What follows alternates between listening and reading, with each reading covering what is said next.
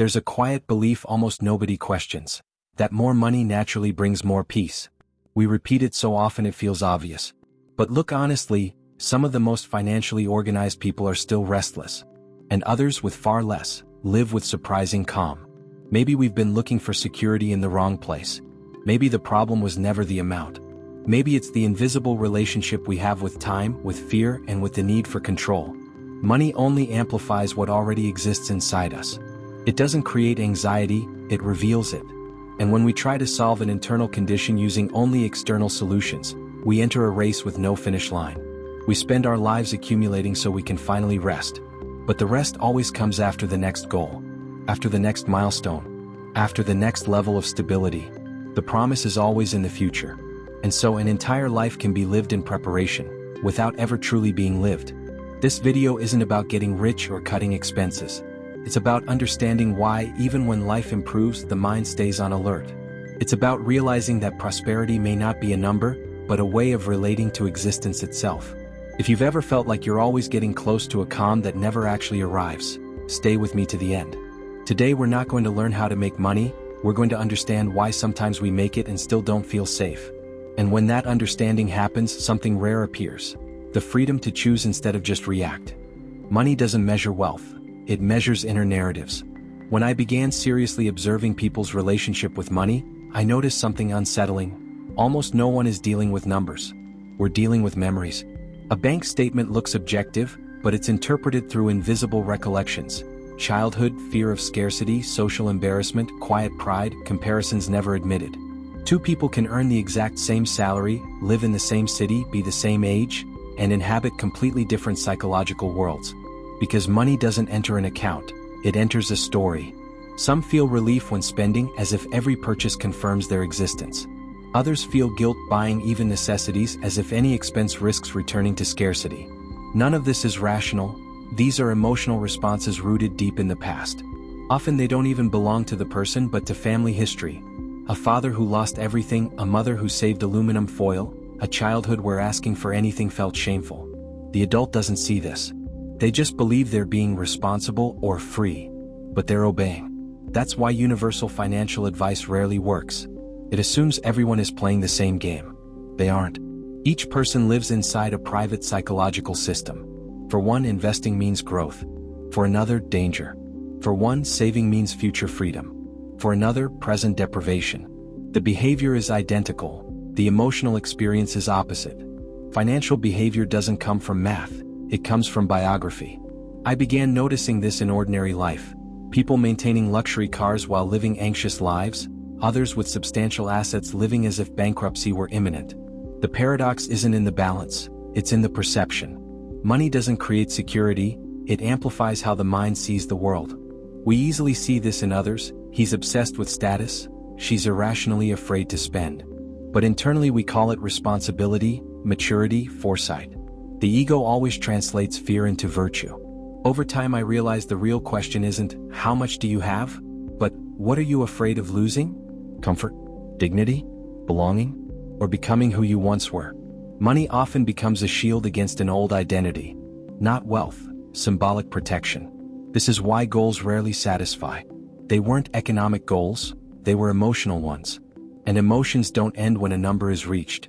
The number rises, and so does the required level of safety.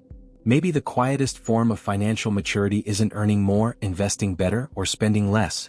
It's recognizing which story inside you is making decisions. When money starts revealing instead of commanding, something reorganizes within. Not freedom yet. Not clarity yet. But the first moment we stop fighting numbers and start understanding ourselves. And then we discover something deeper. We're not only dealing with the past, we're dealing with time. Psychological time, the battle between now and later. If money measures inner stories, it also measures our relationship with time, not clock time but psychological time. Every financial decision is essentially a conversation between present self and future self. And that conversation is rarely equal. The present speaks loudly. The future whispers. There's constant tension between immediate gratification and continuity. Spend now or preserve later. Live today or plan tomorrow. The human brain evolved for short-term survival, not retirement planning. Choosing immediate pleasure isn't irresponsibility, it's biological coherence. But modern life demands long-term vision from a brain wired for urgency. Saving money then isn't just discipline. It's existential trust. When I save, I'm believing the future exists and matters more than the comfort of the moment. For someone shaped by instability, tomorrow feels too uncertain to justify sacrifice. So the present takes priority. We hear it in everyday language: I deserve this. The phrase carries emotional compensation. The present demands proof life isn't only effort. The problem isn't enjoyment, it's using consumption as anesthesia against future anxiety. But the opposite also happens. Some people live exclusively for the future, postponing every pleasure, accumulating without experiencing, turning life into preparation. And when the future finally arrives, they keep waiting for a safer moment. The horizon keeps moving. Psychologically, we treat our future self like a stranger. Studies show the brain activates similar regions when imagining our distant future and when thinking about unknown people. Why sacrifice for someone we don't yet feel we are? Debt, lack of planning, or extreme frugality, not financial ignorance but inner fragmentation. Present and future are not integrated. Financial maturity becomes temporal maturity. Learning to speak with tomorrow without abandoning today. Before a meaningful decision, I ask, does this honor my 10 years from now self? Then, does this suffocate my current life? The answer isn't mathematical, it's felt. Money becomes a tool for aligning continuity of existence. Not financial, existential. When present and future integrate, anxiety softens. We stop fighting time and start cooperating with it. But then another uncomfortable realization appears. Outcomes are never entirely ours. Because where time exists, luck and risk exist too. Luck, risk, and the illusion of merit. The idea of absolute merit is psychologically comforting. It makes the world predictable, effort in, results out. But honest observation shows something else. Luck and risk are always present. We love clean stories, worked hard and succeeded. Yet every success includes invisible variables: timing, economic climate, chance encounters, avoided mistakes. Every failure includes circumstances beyond control. When people prosper, they overestimate skill. When they fail, they overestimate blame. Money becomes a moral label. Wealthy equals intelligent, poor equals incompetent. Reality is far more ambiguous. Markets fluctuate. Careers depend on context. Our own lives contain turning points we never planned. Merit exists but never alone. Accepting this injures the ego. It means we don't control outcomes completely. Yet it also creates humility and resilience. Some build identity on financial success. Then any fluctuation becomes existential threat. Net worth rises, self-worth rises. Net worth falls, identity shakes. That isn't wealth, it's symbolic dependence. Understanding luck changes behavior. Instead of seeking certainty, we seek survivability. Not brilliance for a moment, but endurance over time. Financial wisdom isn't eliminating risk, it's outlasting it. Gratitude emerges too. Not superficial gratitude, but recognition of interdependence. Timing, people, circumstance. And with that, judgment softens. Success becomes less replicable. Struggle less shameful. Yet even recognizing chance, another force quietly drives decisions. The need to be seen. The ego of consumption, buying to be seen. Many financial decisions aren't made to live, they're made to communicate. Money buys objects but also messages. Usually not to others but to our own sense of belonging. We don't just want admiration, we want confirmation we're in the right place in life. Consumption becomes symbolic language. We don't buy what we use, we buy who we are, or who we fear we aren't. Pleasure appears quickly, peace doesn't last. Because standards move. Comparison never ends. Often we don't want the object, we want its meaning. If no one could see it, would we still choose it? That question changes everything. We're not competing with needs but perceptions, and perceptions have no limit. Abundance can still feel insufficient. When consumption stops protecting identity, honesty begins. What are we actually trying to protect? Security, the real desire behind wealth. We rarely seek luxury. We seek inner quiet. Wealth promises comfort externally, but emotionally it promises relief from threat. We don't buy things, we buy margin for error. Financial security isn't about finance, it's about security. Money reduces vulnerability but never eliminates uncertainty. When we demand absolute safety, no amount is enough. Security becomes not a destination but a tolerance for uncertainty. Money can widen that tolerance, not finalize it. Then the question changes. How much protection is enough to live fully present? When answered honestly, silent races end. And a new desire appears, not to possess more but to choose more. Freedom, the highest form of prosperity. At some point money stops being defense and becomes possibility, the ability to choose how to spend time. What we envy in the wealthy isn't their things, it's their autonomy. The power to say no, to refuse environments, to redirect energy. Financial freedom doesn't mean not working. It means not being psychologically trapped by work. With refusal margin, work changes nature, from survival to participation. Freedom isn't no limits, it's choosing which limits we accept. And when autonomy grows, consumption often declines. Life itself satisfies more than compensation purchases ever did. Prosperity becomes preserving options over time. Not doing everything you want, but not being forced to live what makes no sense. Yet one challenge remains, knowing how to choose. Because technical intelligence alone isn't enough. The danger of financial intelligence without emotional wisdom. Knowing about money doesn't mean being at peace with it. Sometimes knowledge makes illusions more sophisticated. People can analyze markets precisely and still act impulsively under pressure. Because intellect doesn't press the button, emotional state does. Fear, greed, hope, anxiety, money amplifies them all. Knowledge then becomes justification. The brain seeks coherence. After deciding, we search for confirming evidence. Identity attaches to being right. Financial maturity is observing the internal state before acting. Not, is this correct?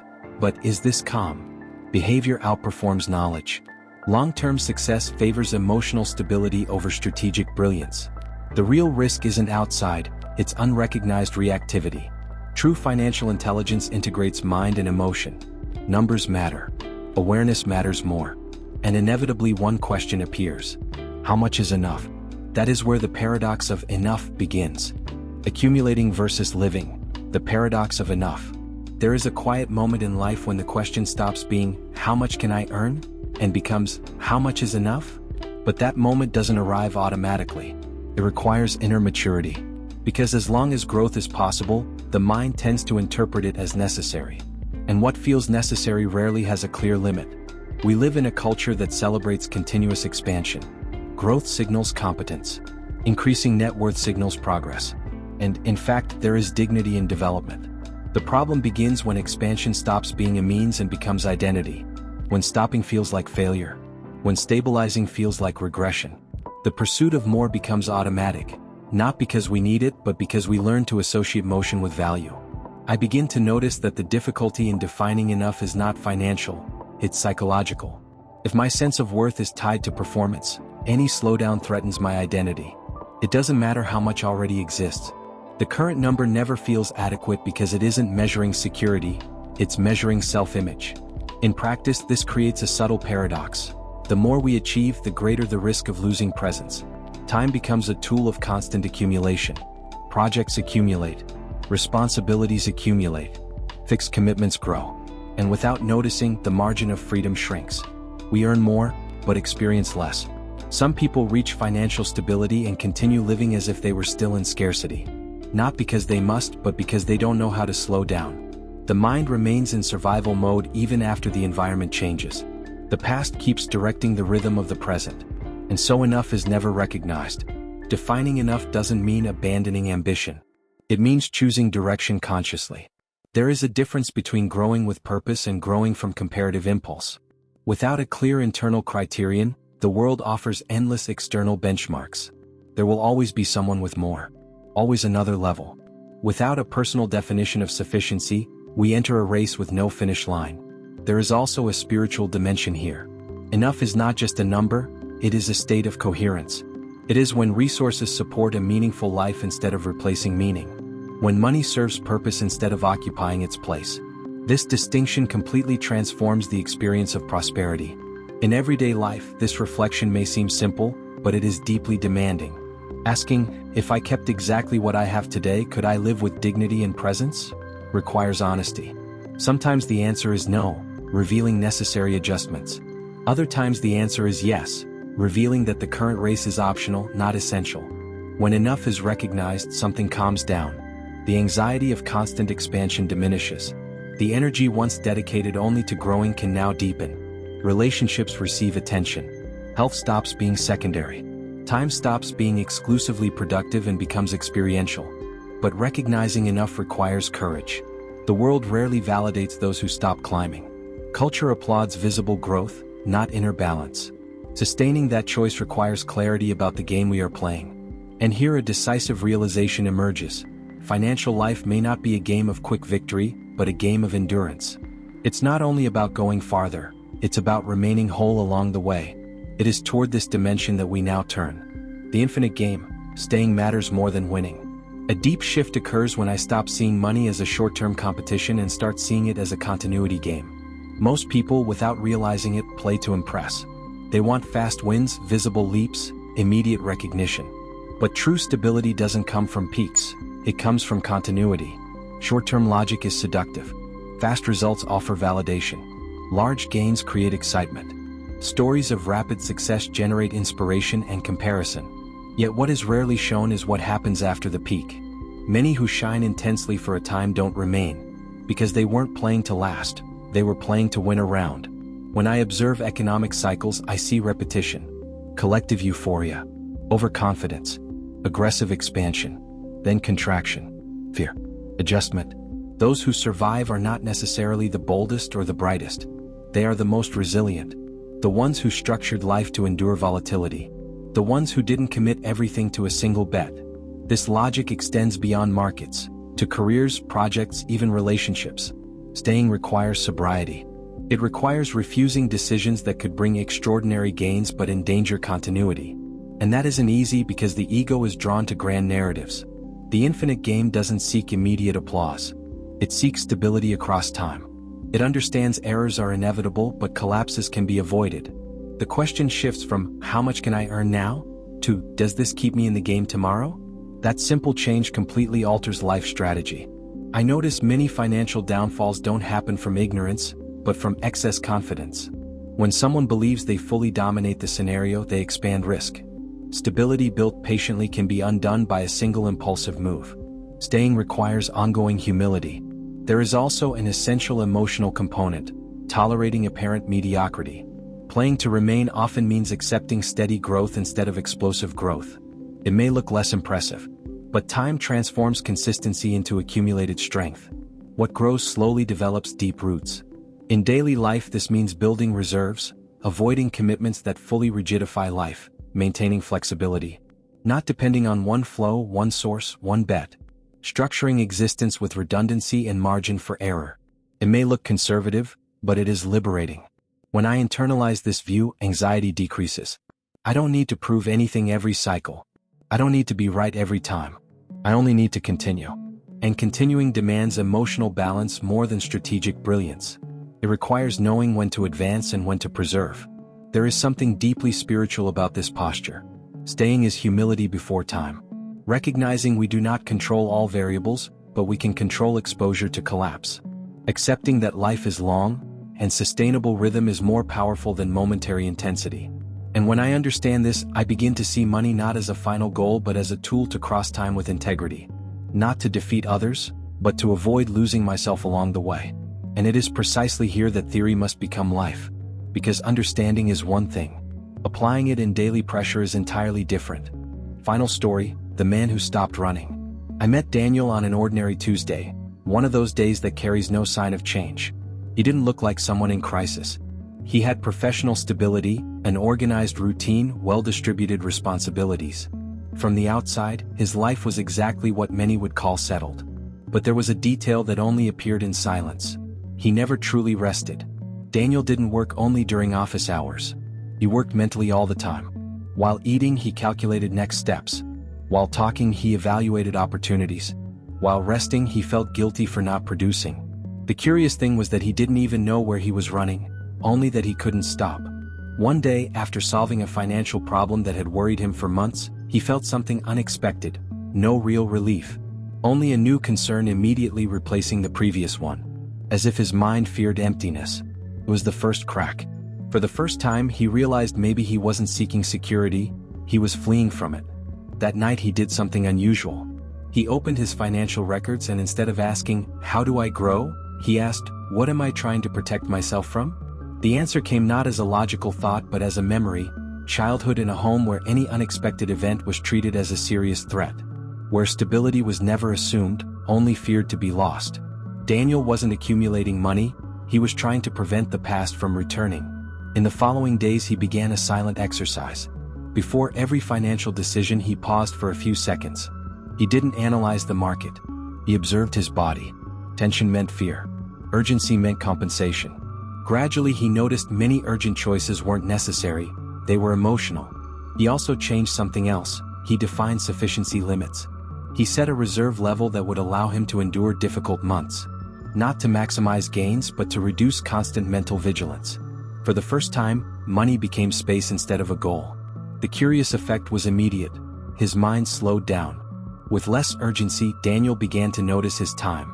He realized how many tasks he accepted just to avoid future insecurity. Some offers stopped making sense. Others were renegotiated. Work continued, but the psychological weight decreased. He no longer depended on every decision to sustain his identity. The deepest transformation came when an investment that seemed promising failed. Before, it would have triggered corrective obsession. Now he recognized risk as part of the game. Adjusted, learned, moved on. For the first time, an error didn't become an existential threat. It became experience. Months later someone asked what his greatest gain had been. He thought for a few seconds and answered unexpectedly. I stopped waking up preparing for a disaster that wasn't happening. Nothing external had drastically changed. But internally he had left survival mode. Daniel didn't suddenly become rich. He didn't abandon responsibility. He didn't discover a secret formula. He simply integrated time, emotion, and decision. He stopped trying to control everything and began structuring life to continue despite fluctuations. And that produced something rare, operational peace. His story isn't extraordinary. It is quiet, like almost every real transformation. Because financial maturity isn't learning to always win. It is learning not to lose yourself when life inevitably changes. Maybe as you hear this, you notice something similar in yourself. A goal that always moves. A hurry without a clear destination. A sense that rest still isn't allowed. If this resonates with you, don't start by changing spreadsheets. Start by observing small decisions. Impulse, fear, comparison, urgency. Money is only the setting. Awareness is the real process. And if this reflection opens some inner space, carry this question with you today. What in your life is already enough, but your mind still hasn't accepted? If you want to continue this journey of awareness with me, follow the next videos here on the channel.